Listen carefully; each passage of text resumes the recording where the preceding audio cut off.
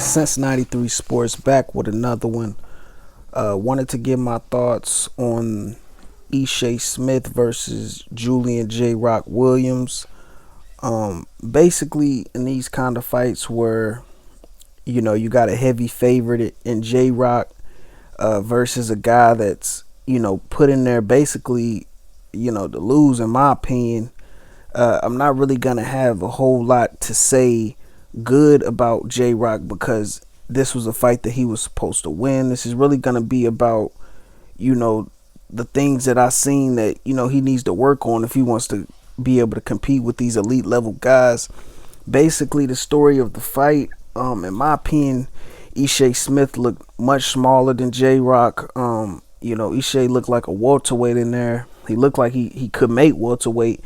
And J Rock looked way bigger than him. You look at the size of their backs. J Rock was, way wider than Ishe Smith. And there was about three accidental headbutts that happened in the fight. And in my opinion, I think a point should have been deducted on Julian J Rock Williams. And I don't know why it didn't happen. Maybe because he was the favorite, or they thought he was a clean fighter and they was giving him the benefit of the doubt. Because J Rock leads in with his head. His head's always almost leaning over his lead leg, and that's why I think he got caught with that uppercut with Charlo, and that's what I think caused a lot of those headbutts in this fight.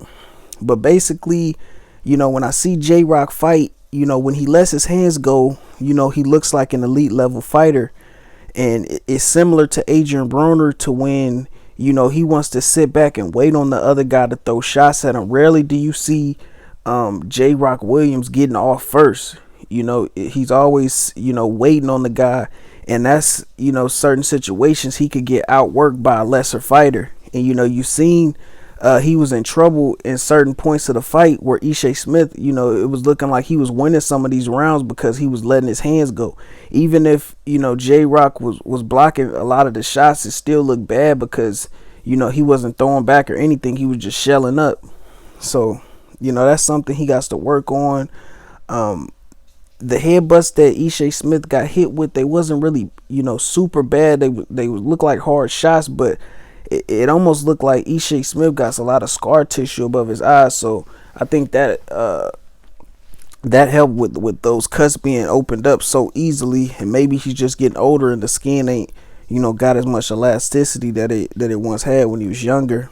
But J Rock really needs to go back to the drawing board after this fight. In my opinion, it wasn't a good performance. This should have been, in my opinion, a showcase fight, and getting you a credible name on your resume. Even though he won, the scorecards were a bit wide for my liking. I thought, this fight could have been a draw or a close decision. That's how competitive that I thought it was. And J Rock really needs to work on his defense. I think he's good when he's got that high guard and he's blocking shots, but when he's sitting there trying to fight with his hands lower and use his head movement and slip and roll shots, that's when he's getting hit with big shots. And he got hit with some big shots that if it was a bigger, heavier puncher in his division, them shots could have really got him in some trouble. So I do think J Rock's a respectable fighter, but I don't want to see him in there with any of the top guys until I see a better performance out of him. I seen some guys in some live chat saying that J Rock was fighting to the level of his competition, but how do you? I don't even know if he's known to do that. So that it is what it is, man. That's my thoughts on the fight.